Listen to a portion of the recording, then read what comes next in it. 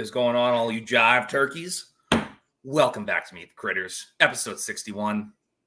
We're still doing it. We've been consistent for like 3 weeks now? No, more than that. We're like 6 weeks. Ooh. We're at like week 4 doing Sundays. No shit. God dang. Yeah. Really? That's terrifying. Man. We're hitting it hard. I've been hitting my medicine hard that I completely forgot that.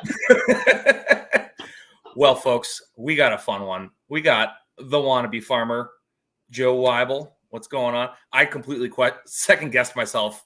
You just told me 2 minutes ago how to pronounce your last name. Same way with names. Same way. What is going on, brother? Not much. Just enjoying the night. It's been a day over here. We just picked up some bottle calves, and when I got home, the cows were out. Had to chase them down, so it's been a doozy. Yeah. Yep. Sounds about right. Yeah. We literally just got back from a dinner. I had a slaughter to do this morning. Pigs are cut this afternoon. Ran to dinner. Got home. The goats and the pigs were all loose. So, wife and kids are over there putting them back in right now. There you go. I gotta go talk to people on the internet. Go put those pigs back. Yeah. I've had to redo basically all of the electric fence in the pig paddocks like every day for the past 4 days because the piglets are just wrecking house. It's like I do like the alternating ground hotline. I think it works really well, but the middle paddock I have the piglets in is all poly poles, like just the push poles with like the insulators that clip on. I hate them. They push them right out. It's like and it's like I'll go in and like that one's only 2 lines. So all of a sudden I'll go in, all the metal lines twisted together, grounding out everything. I'm like, I went to feed Red, the 550-pound boar, and he's just like pushing against the fence and then just steps over. And I'm like, I have a ground somewhere. How many pigs do you guys have?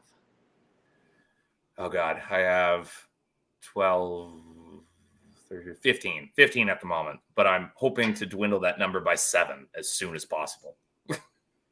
And I am down to, I just have my 3 breeding stock, and I have 1 piglet left over for the season. I'm debating on, I might keep her back as a breeder. I might process her. I'm not sure yet. It was just one that never got picked up, and she's a decent gilt, so just keep feeding her.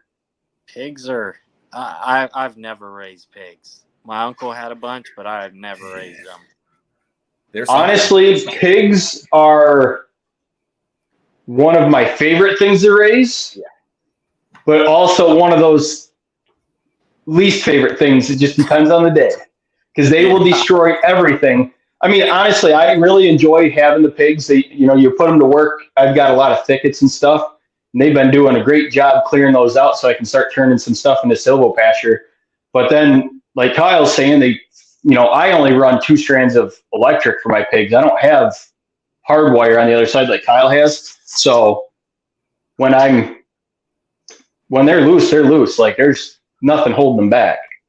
Right. I mean, I heard pigs in general were hard to keep in, so that's kind of why I've stayed away. If you keep your fence hot, they're not bad. Like I've had pigs where I've had my fence down for several weeks not knowing, and they're just so trained to that hot fence that they wouldn't even mess with it. But then I've had other pigs that tested it every friggin' day. So it just depends on. Do you have solar chargers or plug-in? No, plug-in. I would never use a solar charger with pigs. Mm-mm. They just don't put out enough joules. Or what? Yeah, they don't put out enough joules. I've made that mistake before. Yeah. So they might say that they're rated for like 100 miles. It's the joules the stored joules is what you want to look at when you're trying to keep pigs in. Pigs are probably one of the tougher animals for electric because they're a lot tougher. You think being smaller that like beef cows versus pigs, you can keep a cow, in my experience, in on a lot less charger than you can with a pig. Sure. They just don't want to deal with the inconvenience. They're just like, nah, I'm good. I don't really care. There's food here. Unless they're really looking for feed. Yeah. Pigs are like, well, this feed looks pretty good, but look at that feed about 100 yards that way. That looks the good. same day that you moved them. It also depends on where you are. Like I know, like again, Joe, you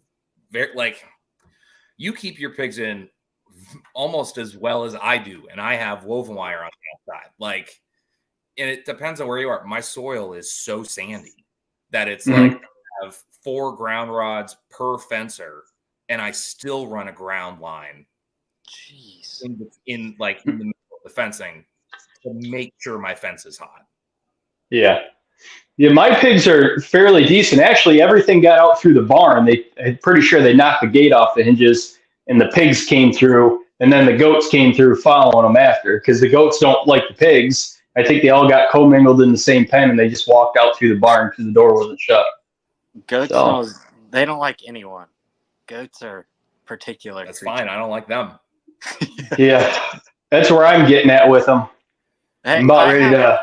I have one quick question that both of you guys, I'd like your answer on, because I wonder if it's different. What breed of pig is your go-to as just a backyard? Actually, we're probably going to be the same on this one. Yeah, Really? so me and Kyle agree. Yeah, we have. Well, I don't have those genetics anymore. I got out of it as not that I really hated them. It was more I didn't have the space for all the pigs that I had. Because last fall, what I have 25 pigs, Kyle, something like that. Last fall. Between my feeders and my breeding stock and the piglets that I had. But right now I run they're blue butt sows, and I'm crossing them on a Duroc Berkshire boar. Fantastic growth rates, docile. I mean, my pigs are like big puppy dogs. I really want to get into some Hereford and a little bit more Berkshire genetics and kind of get away from the blue butt, I think. Nothing wrong with the blue butt, but I want more of the heritage pork versus a commercial style. But I just butchered some piglets that came out of my stock. They were 6 months old, and they hung at 190 and 205. Versus I had Mangalitsa genetics mixed in there too, cross on my boar. And those ones were 10 months old, and they hung at 170, 180. This last batch, which is way better than my previous batches. It's just a play game. But if I was going to pick one genetic breed, I don't think I could, because I like playing around with genetics as much as Kyle does. I would really have to say I'm looking forward to adding Hereford and Berkshire. Those are probably would be my two go-tos, across of the two maybe. I've heard really good things about the across, but I've heard bad things about both if they're purebred genetics, if you get the wrong lines. But that's any breed of animal, anything, yeah. Yeah. And I'm in the same boat. My base, like my sows are both Hereford sows. They were the first breed I ever got into, and I love them. But at the same time, I also had some Yorkshires and a couple of mutts, like in that same main group. But Herefords were the first one that I got into. Fell in love with them. I still have one of our original sows. And I love the temperament. I love the meat quality, the muscle, the growth. They are an all-around fantastic pig. They do really well in, like, my climate. I'm in northern New Hampshire. Like, my girls power through no problem.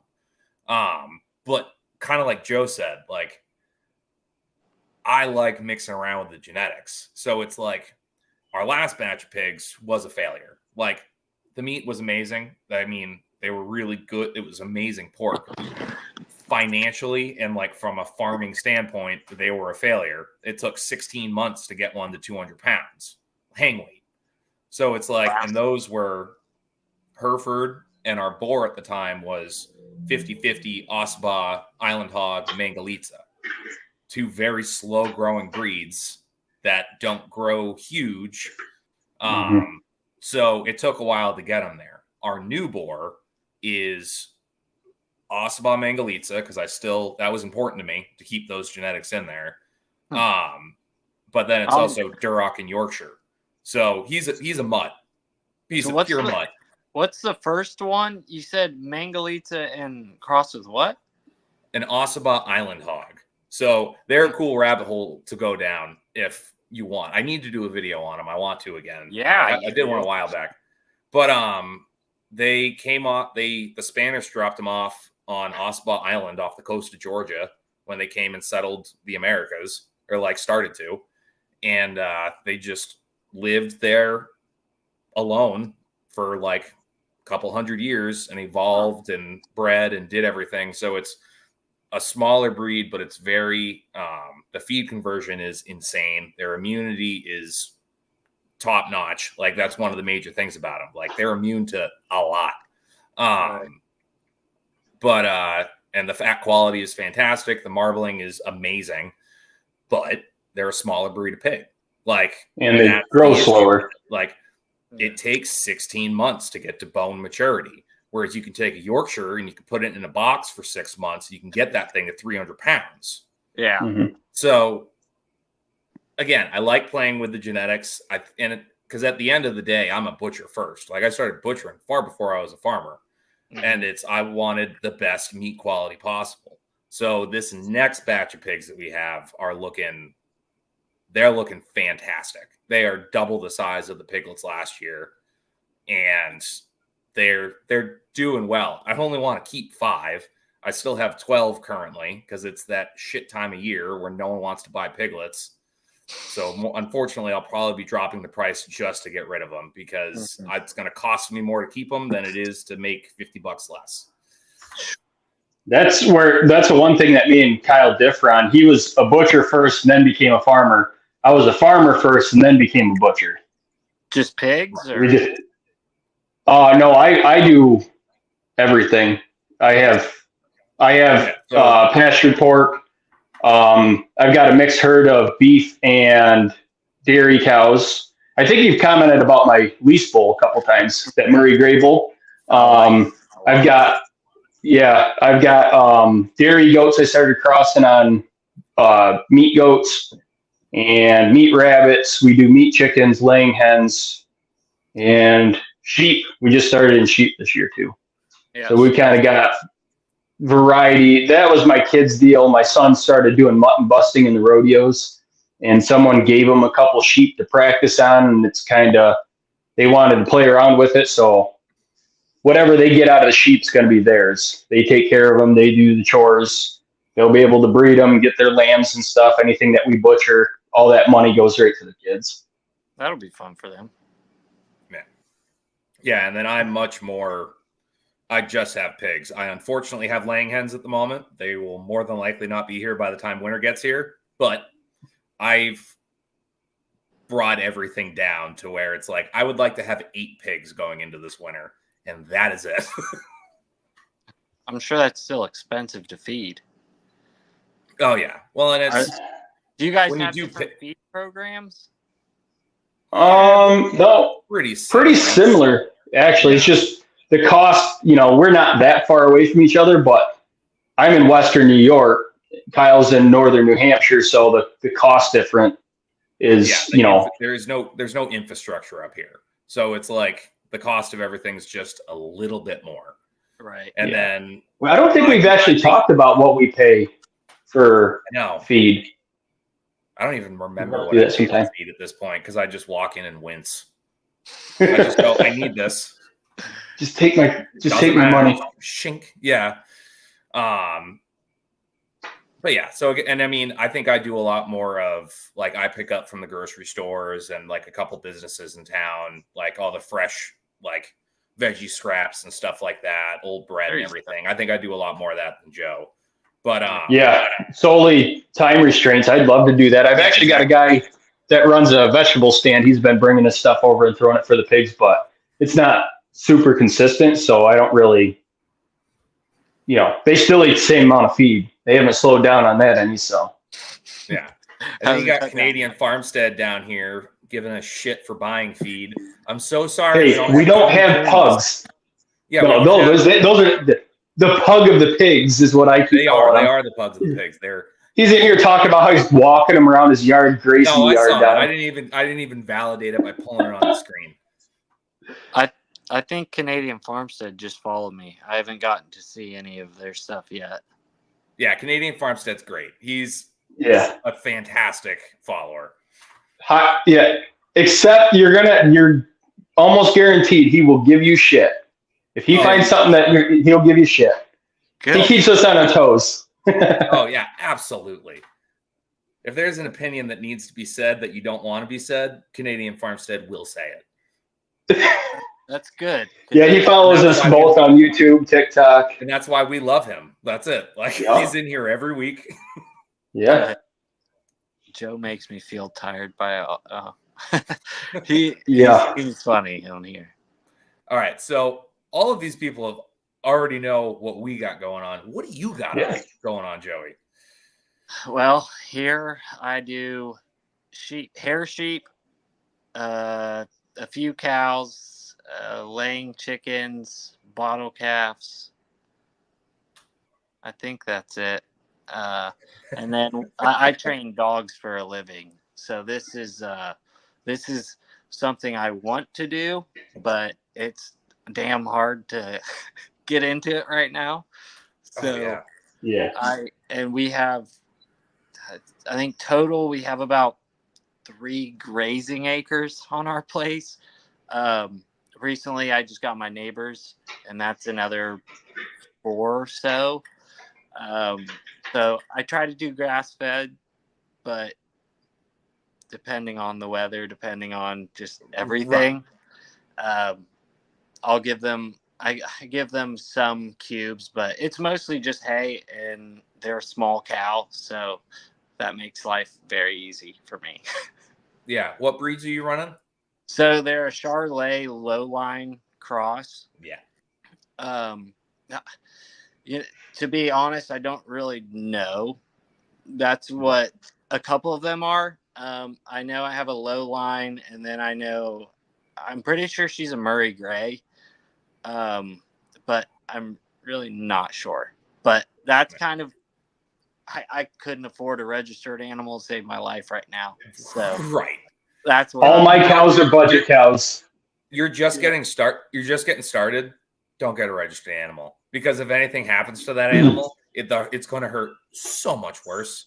Just get yourself some Craigslist cows and get it going. But I'll tell you from personal experience, not from raising them, but from processing them. One of my main customers, they raise low-line Charolais crosses. Really? And it's a fantastic animal. I'm planning on getting into low lines when I get back into beef. Okay. Yeah. I plan on taking it one step further and crossing a Mashona bull into it, just to get a little bit more fly. Past just in general, just heat tolerance and just some more hardiness to them, because those low lines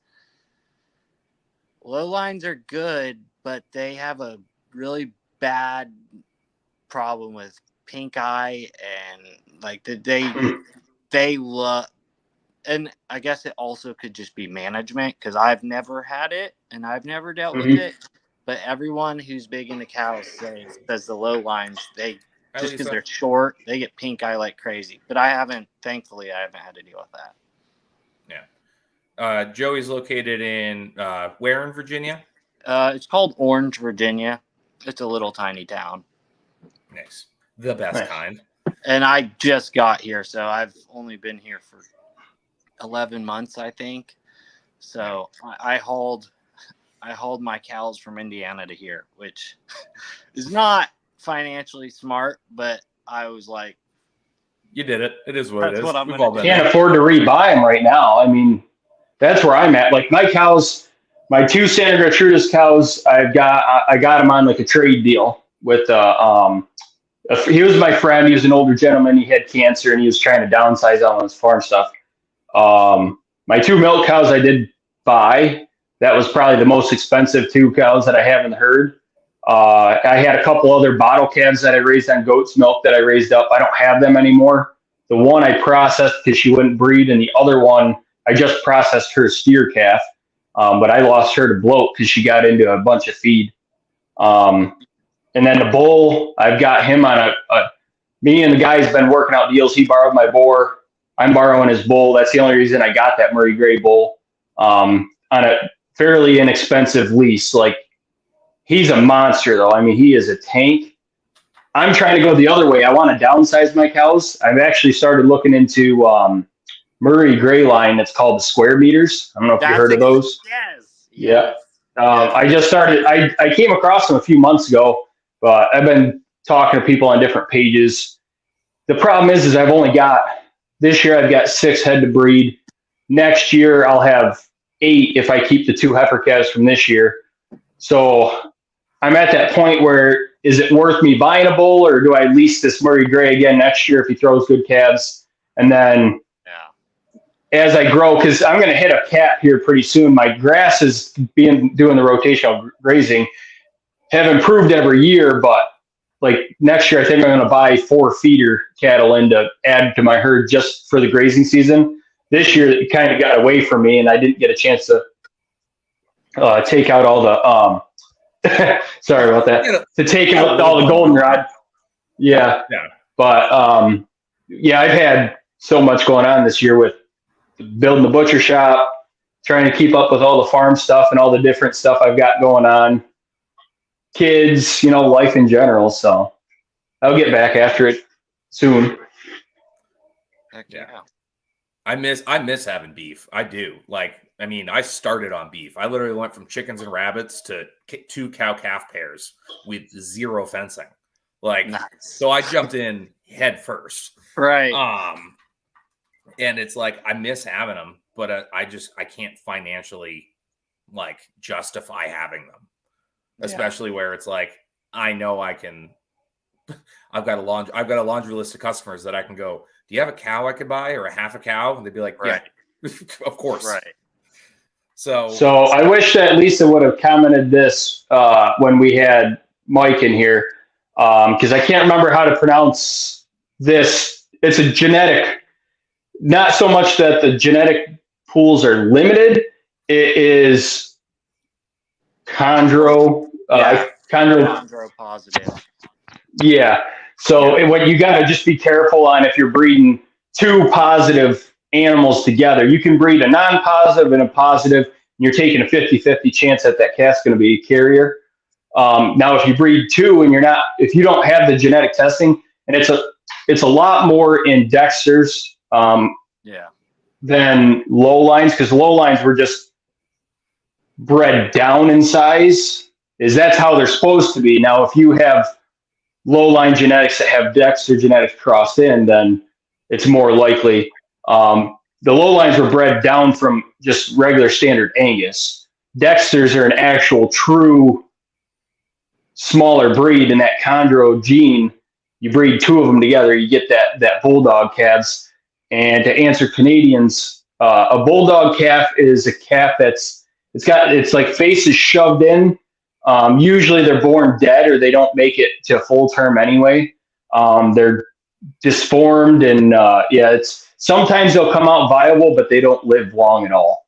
So if you're breeding Dexters, it's a very good idea, even if you don't have registered stock, to get genetic testing on those animals. And probably with low lines too. I haven't done a ton of research in the low lines, but it's as simple as pulling tail hairs and sending them over to at UC Davis or Texas A&M, and I think there was one more that will do it. But if you're worried about that in those smaller cattle, it's definitely worth spending the few dollars to get the genetic testing done.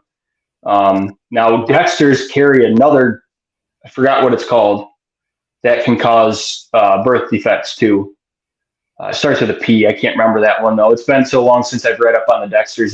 This would have been good stuff for Mike, because he's breeding the Dexters. But do you follow Sweetbriar Farm on TikTok? Yeah, that's Mike. He was on last week, so we were talking about Dexters. Oh, okay. He's a character. His corn videos have been very interesting. He is absolutely a character. Yes, Canadian. If you cross the Dexter or the Jersey, it'd be less likely, because Jerseys don't typically carry the chondro genetics. So even if your bull is a short, he has that genetic, that calf would come out normal. It may be a carrier, but you don't want to cross the bull back to that calf. That's a thought. What low line Jersey. How do you think that would? They're how do you think that would grow out? They're adorable. Yeah. That's about it. Yeah, so you're gonna have the same. I mean, you're gonna have the same issue you're gonna have when you crossbreed dairy into beef, regardless. Yeah. So you're either you're gonna get a good quality of beef because the Jersey does have decent quality. I mean, Kyle, you've processed so many. And then the Jersey Angus crosses have a good quality, but you're going to have a slower growing animal, a lighter framed animal, most likely. But yeah, the crossing anything on those, Lisa says one breed of cattle, and that's a brown Swiss. Yeah. I heard brown Swiss. So I had a brown Swiss Charolais cross, and she was great. But I've been in the dairy farming side I started working on dairy farms when I was 12. Not many farmers around here keep brown Swiss because they're like sheep tendencies. They'll find any way to kill themselves or just like lay there and die, from what I heard. I like them. Massive. Like they are. Yeah, they are. I like them. I like the brown Swiss. They're super docile. Yeah. I like them, but god dang, they are not they're somewhat intimidating when you're walking up to do something to them. It's just like, god dang it, this has to go right. God, like. And so there's actually there's a beef genetic of the brown Swiss. I can't remember what those are called. It starts Bravin, maybe. That's actually yeah. So back when they developed the brown Swiss, they had like a beef side and the milking side. So is that? I mean, I know they have that in Dexter's too. They have the milking Dexters and then short horns. Is that just like a thing that they used to do? Because I know there's a few breeds that are definitely like that, dual purpose. Yeah. So what happened with the dual purpose breeds is when, and this goes across board for any dual purpose breed. Pigs, well, not really. Pigs is more of like lard versus going and milk chops. Your pigs, Joe. You give me enough money, I'll do it. You'd have to do it over like metal roofing, so it would all just corrugate down into whatever you have laying underneath it. Because there's no way you're getting a bucket under there. But you get 1,000 views where you milk a pig. Yeah, that's what I should do. 1,000 views because you were trying to milk a pig and it bit your shoulder off. Although that's one way to get it. That's how I test my sows when they're getting ready to farrow. Is I go up and I try to extract milk from them, and they're just like, "Huh? I don't care." Also, leave me alone. Yeah, leave me alone. But I hate myself. Yeah, as people have become more industrialized, they're looking for. I don't want your pig cheddar. Milk anything. They started breeding pigs specifically for meat, but no, that's how these lines got developed, because certain farmers were going the dairy route and they needed to produce more and more milk, so they started breeding those animals with higher milk capacities. And then same thing with because you think way back when the settlers were here, they wanted dual purpose animals because their farms were to feed their families. And as industry grew, it kind of divided and split into, okay, this guy raises beef, this farm raises dairy, these people raise meat chickens, these people raise, laying chickens. And that's how, everything's been kind of divided that way. And I've got a mixed group of everything. How long has Holstein as a breed been around? Not like in the scale of time, probably not that long. Well, if you go back into like the Frisian side of the genetics, they're definitely an older breed, but I've milked dairy cows that I'd probably get more milk off my goats from. It's just, you can get a Holstein that produces 30 pounds, and then you can have other Holsteins that are producing 130 pounds. It just depends on your genetic lines of your animals that you have. Yeah. That's interesting. That's for sure. Lisa, back in the 90s, I was still shitting in my diapers. Me too. Me too. Do you guys, so are there like, are there main channels that you guys watch on, like, do you guys do the YouTube watching of different farmers? Oh, yeah. Used to. Are there? Yeah, I used to. When I started doing more and more content, I got away from watching it more so because time restraints, and everybody that follows me knows, like, I work at least 80 hours a week in the shop, like actually in my butcher shop, plus trying to do content, plus the family, and trying to keep up on the farm. So there's very limited amount of time at the end of the week to just sit down and watch a YouTube video. Now I have a few channels I like following, but I've kind of narrowed it down to my friends' channels. I would much rather watch their content and support them on what they're doing. Kyle's videos, Tyler's, Brian over at Lots Project. I try to catch his stuff.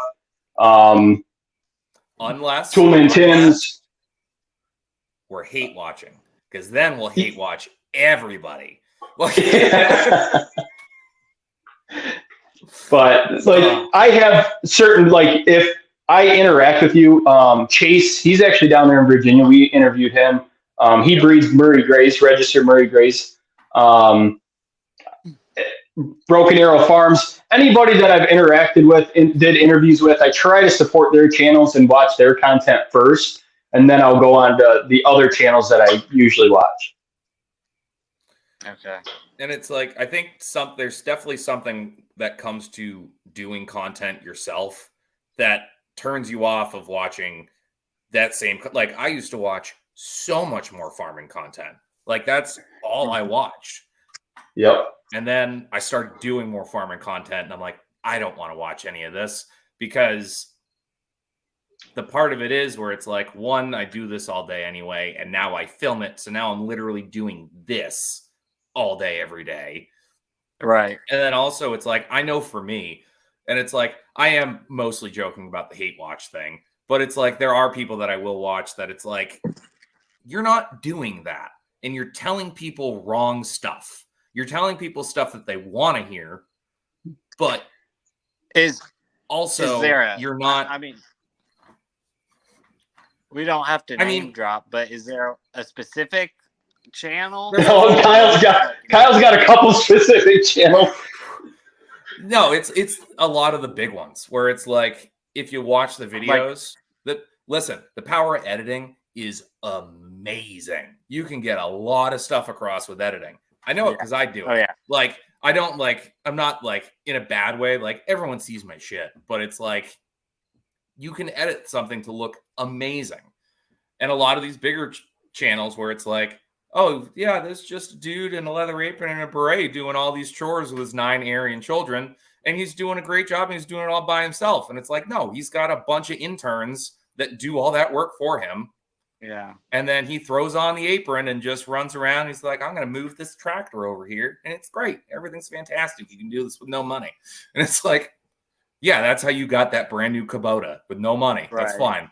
Like, so, yeah, I mean, I would rather watch my friends. I'd rather watch these smaller channels, because at the end of the day, I'm going to be able to do what they're doing much sooner and easier, because we're on a somewhat level field. Like, we're all like just kind of here in the jostling of where we are financially and successfully and all of this stuff. So it's like, I like what he's doing, and it really wouldn't change much about my system if I did it that way, as opposed to watching someone bigger that's like, you need to compost every single paper item and everything that's in your house. Throw your kid in there. Toss him in the compost. Right. Like, that's how you're going to be successful with this. And it's like, okay.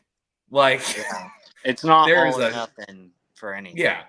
There's a 0.25% of people that will take that very seriously, and like half of them will be successful with it. Congratulations. Good for them. I would much rather one, put out content and support people that are putting out content, that it's like, hey, are you just getting into cows? Did your wife decide you guys are going to have goats? Like, are you sick of like supermarket pork and you want to raise a couple pigs for yourself? Hey, do this. Is it amazing? Is it absolutely incredible? Is it amazing? Is it exactly how you should do everything? No. But that, like, and I usually explain that in all mine. I'm like, I'm not an expert. I'm just a hillbilly with a phone that's taking the time to put all this on the internet. So someone's got to do it. I would much rather listen to that guy than the other guy. Like, I don't know. That's my opinion on it. And again, like when it comes to content I actually take in, I live off YouTube, but it's 90% of my content is comedy. Like I listen to podcasts and comedy all day because I'm doing this all day. Like I don't need to also listen to that. I do a little bit, but again, I'm a bad content friend. And it's like everyone knows I try to go in and watch all my friends' videos and like everything, but it's like I'm not going to sit down and watch a 30-minute video. I love you all, but I'm either editing my own stuff or like I just need to zone out from agriculture for a minute. Go ahead. Yeah, not just that. Like I'm the same way. Like I try to catch as much as possible, but Kyle's in the same boat. Like we've grown, we have so many friends on different platforms. It's tough to catch everybody's videos on a, semi-consistent basis. Yeah, definitely. And then the other fun part of it all, which Lisa pointed out, why do I listen here? Oh, the potential dumpster fires. That's the other reason I enjoy doing it, because I have had so much fun just doing this. And I'm sorry to cut you off, Joey. And it's like Joe kind of mentioned it. It's like we've all made so many friends doing this. And it's like it's fun to come on and BS. And it's like on TikTok, we do Misfit Farmers, where it's like all of a sudden there's just 9 of us from all over the country just talking farm shit. But then again, it's the same thing as this podcast. It is a farming and butchering podcast. But what happens is we get farmers and butchers on, and we're all the same people. So we all have the same sense of humor. Yeah. So it just turns into a bullshit session, and we have a great time, and it turns into a dumpster fire, which is, again, I'd rather watch that. Like, that's how you got to keep it. You got to keep it fun. I definitely know what you guys are saying. Like, it's interesting because, like, I'm not in the same boat of either one of you guys, because, like, my start in social media was dogs. So, like, I have a large account on TikTok for dog training, and that's like at 250,000 followers. But that I could not listen to anyone else talk about dogs when I was making content.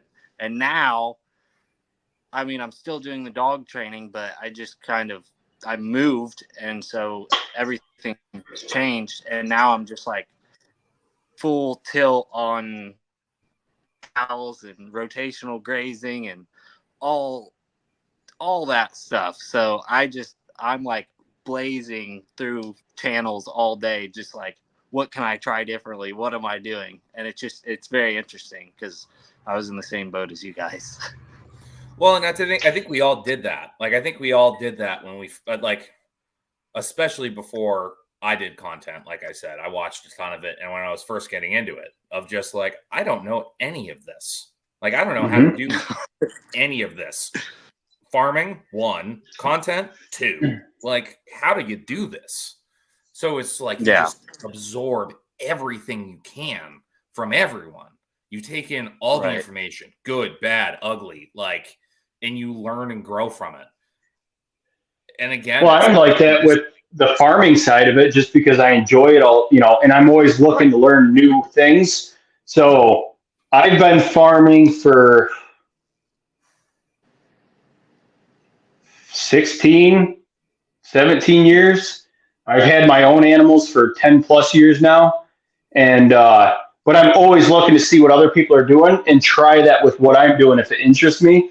If it doesn't work, that's what I try telling people on my content is I'm not telling you how to do certain things. I'm just hoping that maybe something I'm doing can help you with what you're doing on your farm. Like the way I farm is just a mixed match of multiple other people's, stuff that they're doing, stuff that I've learned in person from other farmers and stuff that I've learned on YouTube and TikTok now that I've seen it. I'm always trying new things because if you stop, like if you get to the point where you're content with what you're doing, you're going to hit like a flat in anything you're doing. It's not just farming, but you're just going to plateau and you're not growing anymore. You're not gaining, which is great. If that works for people, that works, but I'm not content. Like I'm constantly trying to do better for the stuff that I'm doing. And sometimes I have to take a few steps back because I'll get ahead of myself. I'll be the first to admit. I'll be like trying sheep. Next thing I know, I got 20 sheep out in the pasture. I'm like, I don't know how this happened, but I need to downsize a little bit, take a step back and refigure out what I'm doing here. And I've done that multiple times. Emus. Hey, I've tried that just because my wife's scared of birds, but I haven't been successful. My wife is terrified of birds, and I am determined to get an emu at some point. So that's the same with me and today. She hates, like, when we first got together, when I got chickens, oh, man, she didn't even want to come out of the house. I was like, I'm going to get an ostrich or an emu. She's like, you better not. She's like, I will murder you and that bird. Oh, I got a fun story. All right, this is where the dumpster fire starts. All right. So when I first moved in with my wife, like we were still dating, and I had already gotten into chickens and stuff a little bit at a couple other dwellings I lived in, and she wanted to as well. So I'm like, all right, cool. Like we'll get some stuff. So we got at one point we had 60 birds in like a 20 by 20 corner with a shed and hutches and everything. It was a disaster. Damn. But at one point we got ducks. Dumb. We had 2 pecans, and they were great. They were fine. They were delicious. But there's a picture, and I wish I had put it in here. I might try to figure out how to edit it in here. But there's an adorable picture of my wife like holding both of them like this, and it's like, oh, that's so cute. Right after that picture, one of them was like, nah, I'm fucking done. Let me out of this, and just scratched her wrist. And if you've ever been scratched by a duck, it sucks. It's not going to kill you, but they have so much bacteria in their feet that it just swells up and it looks nasty. Like it is not good. And she's a nurse, so obviously she went in and washed it out. It was fine. But that afternoon, she had like just a regular doctor's appointment. So they go through the whole doctor's appointment and everything's good. Everything's fine. And then at the end of it, the doctor just kind of sits and like puts a clipboard in her lap and just goes, so is everything else okay? She's like, yeah, everything's fine. Why? Yeah. And she's like, I didn't really want to say anything, but I saw your wrists and I just wanted to make sure everything was all right.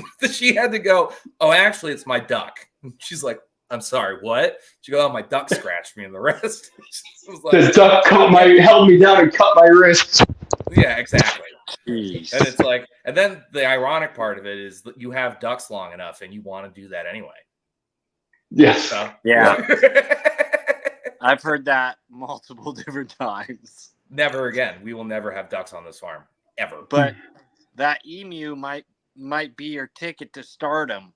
That's gotten people getting emus have made them they've blown up after. Well, that's what I'm trying to do with Red. I am trying to I'm putting Red out every single day, just waiting for him to get famous. And he already has like a fan club. He has at least 6 people that comment on every single one of his videos and repost it. Is that the Canadian said he loves his ducks? Well, you're Canadian. Yeah, he's got all fucked up animals. So on my page, like that big black boar, that's Red. Okay. So I just post thirst traps every day of him. And yes, literally with the concept of I'm just going to post one every day because statistically, at some point, one is just going to skyrocket. Like if I post basically the same video every single day,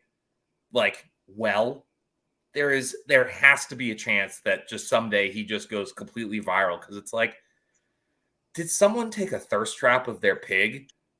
Like just for that alone. So we're getting there. We're going to figure it out.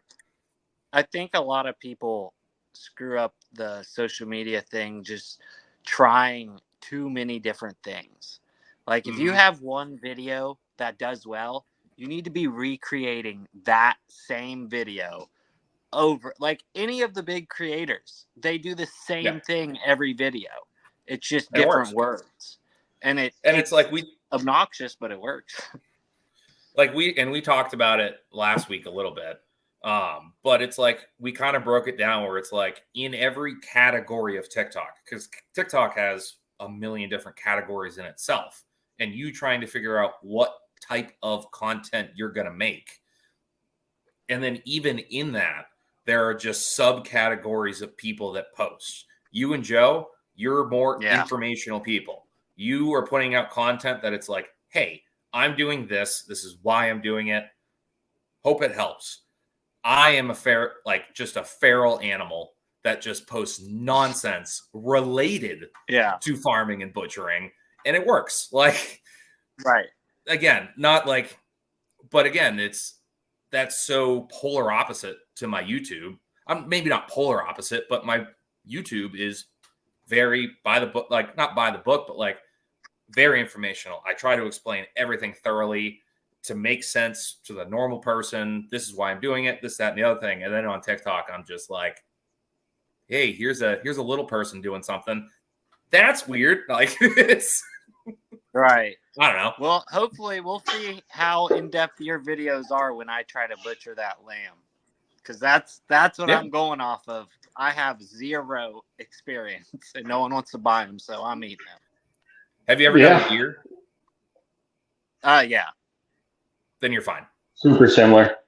You're fine. Okay, because these are, I don't know. I mean, I've never had wool sheep. I eat lamb in restaurants, but I've never had like a hair sheep versus a wool sheep. Mm-hmm. So I have hair sheep and they are fat as pigs on grass. So I'm hoping it's a real mild taste. Everybody says that about the hair sheep. I haven't had the chance to process one and try it yet. But I would, if we continue doing the sheep, I am going to transition over to hair sheep just because I have no desire. The wool sheep were literally just given to us. That's how we obtained them. And I have no desire to pay someone to come out and shear sheep for me. It's kind of a throwaway. Just get Aaron. He'll come over and do it. It's fine. Just ship Aaron out from Minnesota and he'll come and shear your sheep. Yeah, that'll be good content. The sheep. I don't know. I wasn't too keen on getting into the sheep, but I figured why not? They were inexpensive. I'll tell you, the cows, I have fantastic results. Like in the winter feeding hay, there can be some injuries with mixing them, but what the cows don't want to eat, the sheep will. The sheep will. We've cleared black. Yeah, it's amazing because the cows watch the sheep eat it, and they're like, "Let me taste that." And my cows are eating briar bushes and blackberries and God knows what, and it's just like I don't know if they're watching the sheep, if I'm just leaving them there a little long, or because obviously I don't know what I'm doing. I'm just trialing things, but it's been good. Welcome to the club. Yeah, it's all trial and error. Honestly, I've been messing around on this new property I'm on my third grazing season and slowly building the pastures back up. But like this year, it took the back burner to getting the shots squared away. So I've had a couple times where I've heavily overgrazed pastures, and I bet I've got enough room now between mine and my neighbors that I can, I kind of skipped over that in the next rotation to let it have that extra time to rest. And it's okay, but it's not perfect. Like, I'm still brush hogging because I don't have enough animals or enough time to do like a daily move, so I can contain them down smaller to do like the trampling for me. Yeah. So I'm still brush hogging. I want to get away from that. That's why I'm thinking about adding a couple more feeders on next year. And my stepbrother is moving. Well, he just moved back this week. He's going to be helping me on the farm, so I'm going to have him set up to do the everyday rotations for me. We're going to start slowly growing the farm now that I have someone here all the time to help me on the farm, because I don't have the time to do it. So I set my paddocks up right now for weekly moves. It's not ideal, but at least they're still rotating. It works, right? And I think what's important. It's better than that. I think what's important about like all this farming aspect, like the farming aspect in general, it's like, I know me and Joe are pretty similar with this, where it's just like, you kind of got to learn. You kind of got to go through it. You got to deal with it. Is it nice when someone goes, don't do that? I promise you don't do that because it's going to end bad.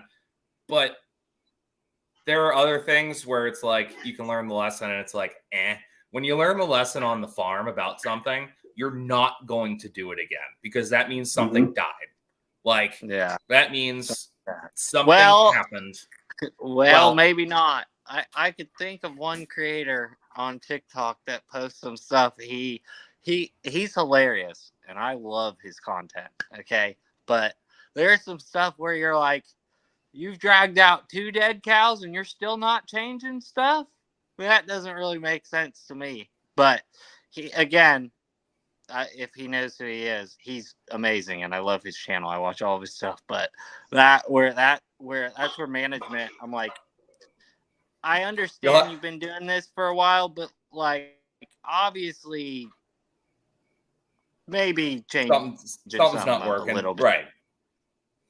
Right. But again, for like all of those first generation farmers that are starting to get into this and do this, like, just know we all did it. And it sucked for us. Yeah. It's going to suck for you. And there's a high probability that it's going to happen to you. Because I got so busy with the shop this year and I lost that heifer during calving because I wasn't checking them twice a day. I've lost cows, I've lost piglets. Like, we farrowed this year and it was 97 degrees and we ended up losing 6. Like, stillborns or just what. And it's like, again, that sucks. And that's one of those things you learn that it's like, you really didn't have much control over it besides the fact to put the boar in a month earlier.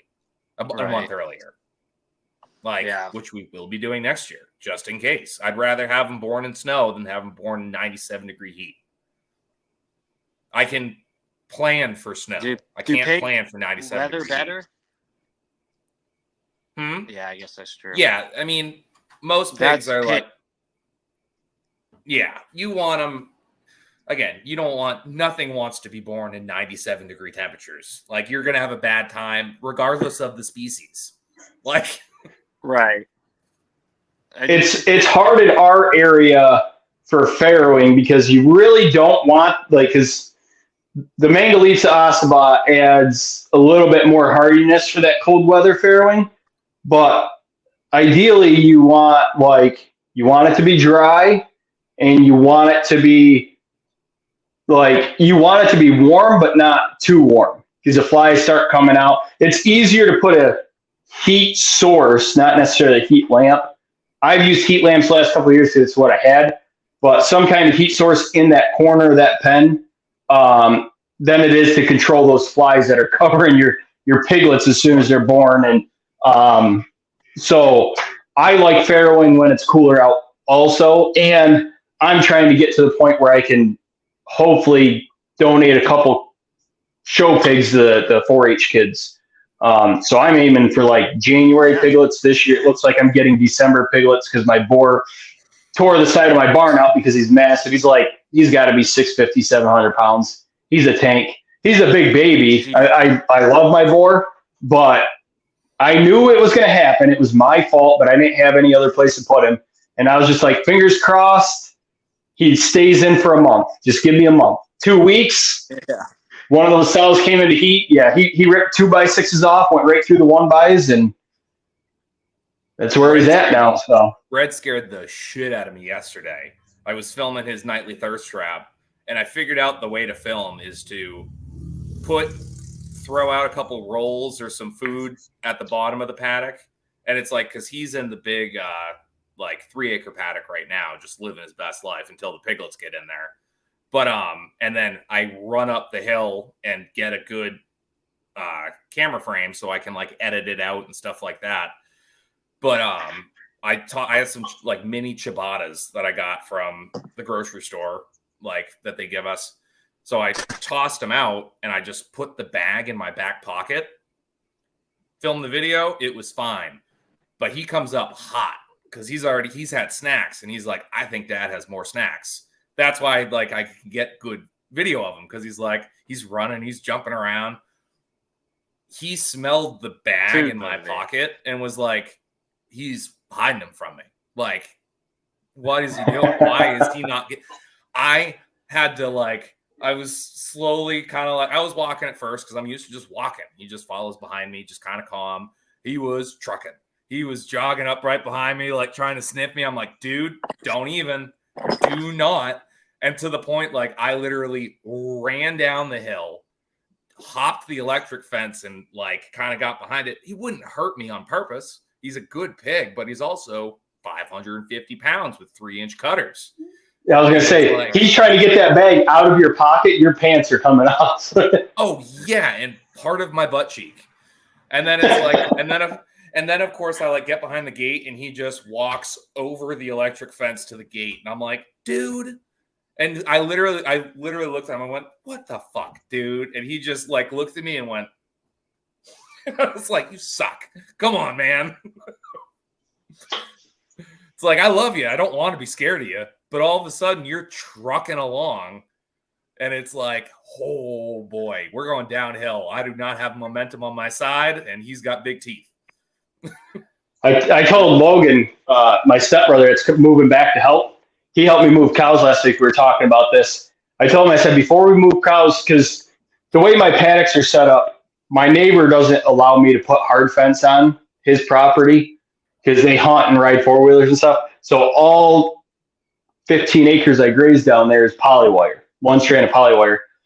Well, when I move my cows from my place down to the bottom pasture for the rotation, there's no fence in between. It's a good distance. I got to walk my cows across wide open pasture. They could go anywhere they want, but they're trained that they will follow me.